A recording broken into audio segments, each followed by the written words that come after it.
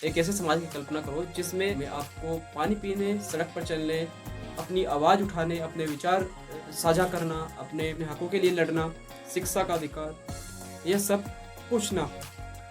तब उस समाज में आप कैसा महसूस करोगे? सोचकर जवाब दीजिएगा। लेकिन उस समाज का क्या, जिस समाज को हिंदू धर्म में वैदिक काल से इन सब समस्याओं का सामना करना पड़ा होगा। और ये सब तो मैंने आपको बहुत ही बेसिक चीजें बताई हैं, लेकिन वर्ण व्यवस्था इससे भी बदतर थी। तो welcome to another book review, गुलामगिरी।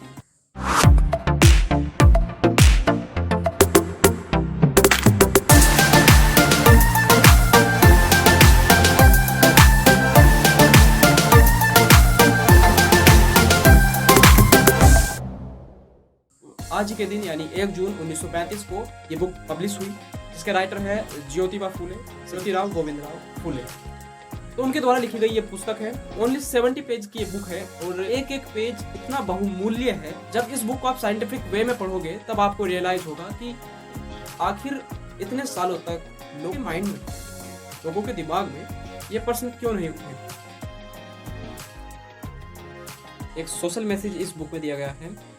ये सोशल मैसेज उन लोगों के लिए है जो मानवता में विश्वास रखते हैं। ज्योतिबा फुले जी एक कंपेयर करते हैं यहाँ की जाति व्यवस्था को यूरोप के नस्ल भेद से। कहते हैं कि यूरोप का जो नस्ल भेद है यहाँ की भारत की जाति व्यवस्था से थोड़ा ठीक है, लेकिन यहाँ की वर्ण व्यवस्था उसकी आप कल्पना भी नहीं कर सकते। ओके, ज्योतिबा फुले जी कहते हैं जैसे ब्लैक यानी नीग्रो ने जिस जिस प्रकार की मुसीबतों को बर्दाश्त किया है, वे सभी मुसीबत ब्राह्मणों द्वारा दिए गए जुल्मों से कम है। यदि यह कहा जाए कि उन लोगों से ज्यादा ज्यादतियां इन शूद्रों को बर्दाश्त करनी पड़ी, तो इसमें किसी तरह का कोई डाउट नहीं होना चाहिए। इन लोगों को जो जुल्म सहना पड़ा उसकी एक एक दास्तान सुनकर पत्थर दिल आदमी ही नहीं बल्कि पत्थर भी पिघलकर उसमें से पीड़ाओं के आंसुओं की बाढ़ निकल पड़ेगी और उस बाढ़ से धरती पर इतना बहाव होगा कि जिन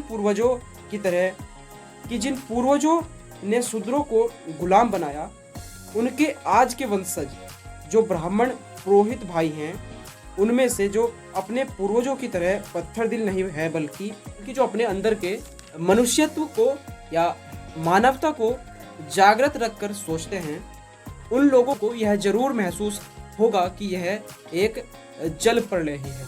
यानी जो व्यक्ति मानवता में विश्वास करते हैं, चाहे वो किसी भी समाज का हो, तो उस व्यक्ति को ही पता होगा।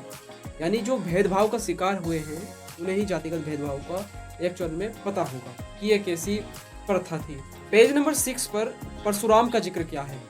ये ब्राह्मण ग्रंथ से लिए गए साक्ष्य हैं, जिसमें ज्योतिबा फुले जी कहते हैं कि परशुराम ने क्षत्रियों की हत्या की। एक बड़ा ही अच्छा प्रश्न फुले जी ने पूछा है कि, और इसका रेफरेंस उन्होंने ब्राह्मण ग्रंथों से लिया है।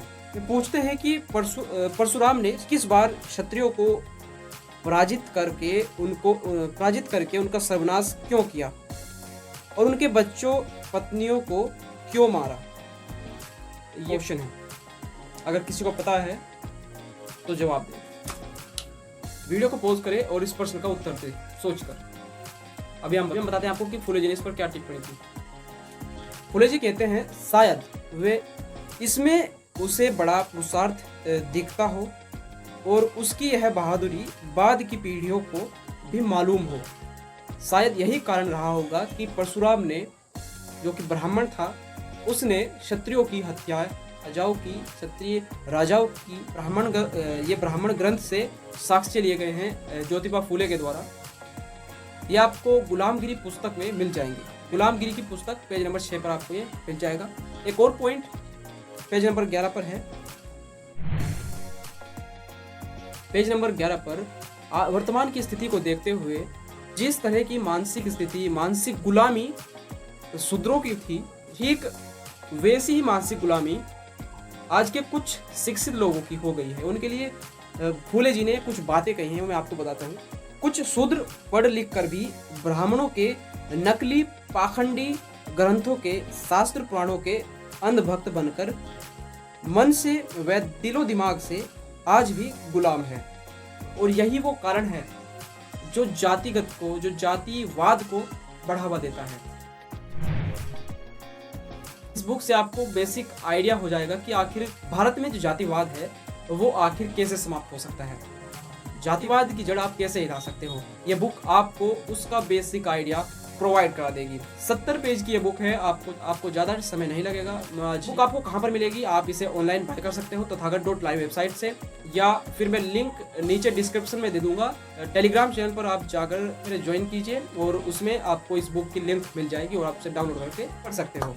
तो मिलते हैं किसी अन्य वीडियो में और किसी बुक के रिव्यू के साथ। वीडियो पसंद आई है तो लाइक करें और चैनल को सब्सक्राइब कर लें अगर नए हो, और बेल आइकन को प्रेस करें ताकि फ्यूचर में वीडियो की नोटिफिकेशन आपको सबसे पहले मिल सके। तब तक के लिए बी एजुकेट, बाय।